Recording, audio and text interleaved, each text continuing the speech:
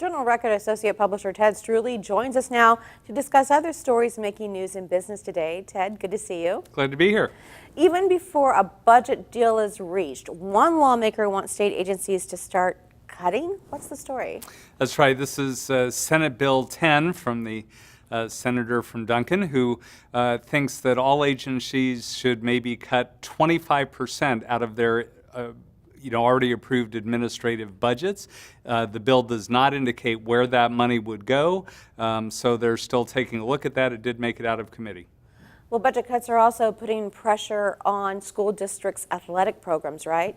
Well, they are. The budget cuts are really hurting, especially the specialized sports and some of the smaller programs they're having to do away with, or teams are going on fewer road games, trying to play more games at home, maybe sleeping in the gym instead of a hotel, whatever they can do to cut expenses. Ultimately, that hurts the school because if athletes are playing specialized sports that are cut, they may go to another district and then the school loses the revenue for that pupil.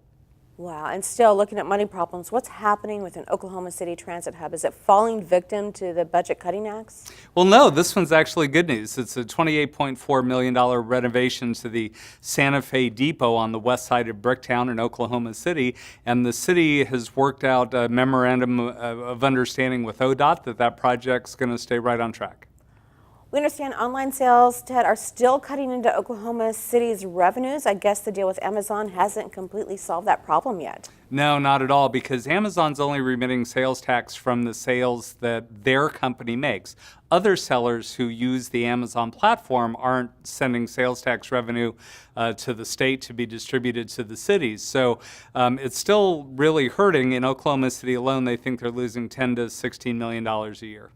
And wheat growers are looking to the federal government now for help with international sales. What do they want? Yeah, Oklahoma wheat growers make a lot of money shipping wheat out of the country, even to Canada or Mexico. They're very concerned about the current status of those trade agreements and where they're headed. And finally, what are you working on for next week? Well, there's suddenly been a closure of about 3 children's retailers in the Oklahoma City area. We're going to see what's causing that trend. All right, Ted Struley with the Journal Record. Thank you for being with us. My pleasure, Susan.